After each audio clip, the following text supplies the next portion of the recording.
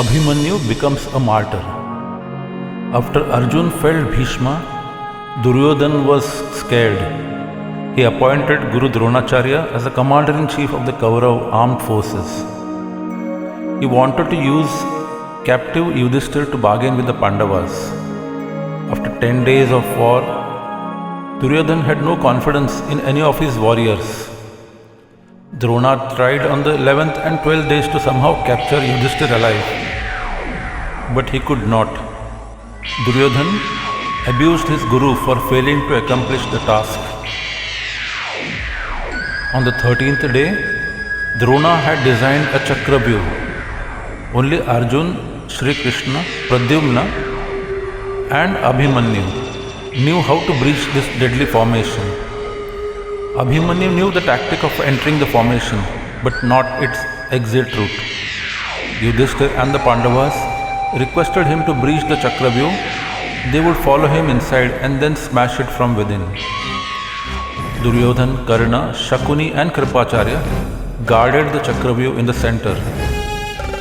Drona himself stood at the opening as Abhimanyu's chariot rushed towards them. Abhimanyu, piercing the Chakravyuh where Drona stood, inflicted a defeat on the old Acharya and then proceeded to display martial powers of an astonishing nature. Bhim, Drishtadhyumna, Satyaki and the other Pandava warriors followed him closely, destroying the Kaurava army. Jayadratha, the king of Sindh, effectively halted them at the entrance of the Chakravyuh. Jayadratha had obtained a boon by worshipping Lord Shiva that he would be able to stop the Pandava brothers, with Arjun's exception, advance for 1 day. This 1 day boon to Jayadratha eventually proved fatal for Abhimanyu, who was now trapped inside the Chakravyuh alone. The Kaurava army and its leading warriors now surrounded him. But Abhimanyu was an outstanding warrior. He easily defeated Duryodhan and Dushasan. Dronacharya soon realized it was impossible to confront Abhimanyu single-handedly. The 7 Kaurav Maharathis, Dronacharya, Ashwathama, Kripa, Karna, Kritavarma, Brihadbal and Shalya now surrounded Abhimanyu in complete disregard to the rules of war. Abhimanyu not only stopped their advance, but also made them retreat. He then started slaughtering the Kaurava army inside the Chakravyuh. But soon, upon Drona's advice, Karna attacked Abhimanyu from behind and broke his bow. Kritavarma killed his horses, while Kripacharya slew his charioteer. Abhimanyu jumped down from his chariot, sword in hand, and continued the fight.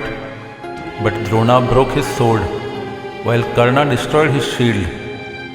Abhimanyu then picked up the wheel of a broken chariot and dispatched many Kaurava warriors to the doom.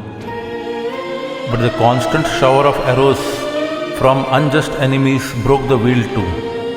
He then picked up a gada and continued destroying the Kaurava soldiers.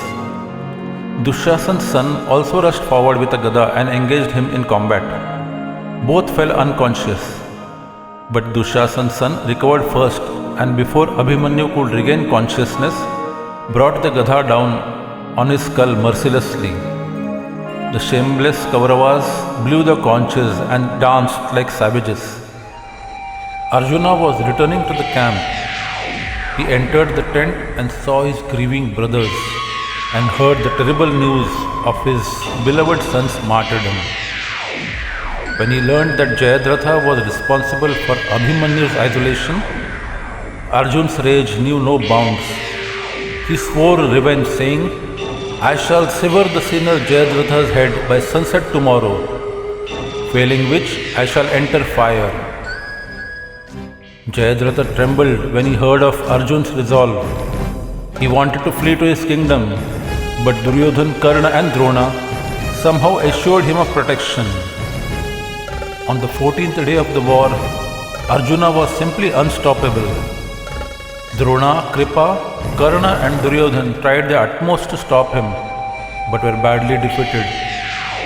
But Jayadratha could not be glimpsed even as the sun drew closer to the western horizon. He had been well hidden behind the Kaurav formations. Sri Krishna, now using his power of Yogamaya, created the illusion of sunset. The jubilant Kaurav warriors and a relieved Jayadratha came forward.